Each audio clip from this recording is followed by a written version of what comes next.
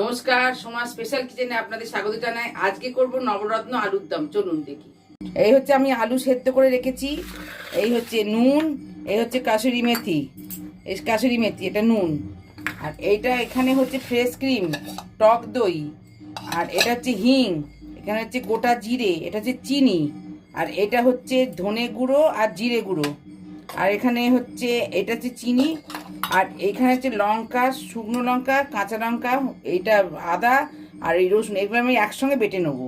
আর এই সাদা তেল, আর এইটা হচ্ছে কাশ্মীরি লঙ্কার গুঁড়ো, আর এই হচ্ছে ঘি, আর এই হচ্ছে গরম মশলা। এই দিয়ে আমি করব।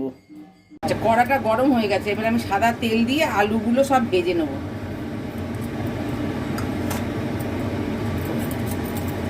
তেলটা গরম হয়ে গেছে, আলুগুলো ভেজে নেবো।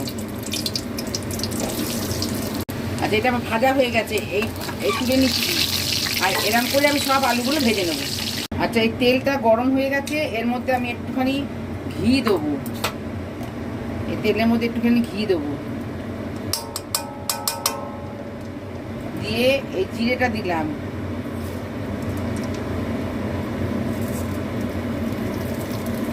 এই হিংটা দিলাম।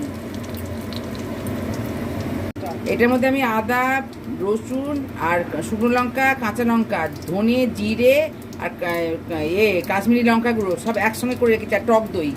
এবার আমি এটা দিয়ে দেবো মধ্যে। আচ্ছা, এটা আমি কষাবো। চিনিটাও দিয়ে দিলাম এর সঙ্গে, চিনিটা দিয়ে দিলাম। এবার কসুরি মেথিটা দেবো। এই সব একসঙ্গে আমি একটু ক্রাশ করে দিচ্ছি। এটা আমি সব একসঙ্গে দিয়ে কষিয়ে নেবো। আচ্ছা, এবার আমি নুনটা দিয়ে দিলাম একটুখানি। এবার আমি ভাজা আলুগুলো দিয়ে দিলাম, দিয়ে এবার একটুখানি ঢাকা দিয়ে দেবো। আর গ্যাসটা কম করে দেবো। এবার আমি এটা ঢাকা দিয়ে দিলাম, এটা গ্যাসটা কম করা রইল।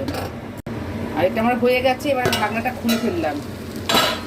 এই ফ্রেশ ক্রিমটা দেবো, আর এই গরম মশলা দেবো, দিয়ে এবার নাড়িয়ে নামিয়ে নেবো। আজকের মতো এই পর্যন্ত। আপনারা লাইক, সাবস্ক্রাইব করবেন। নমস্কার।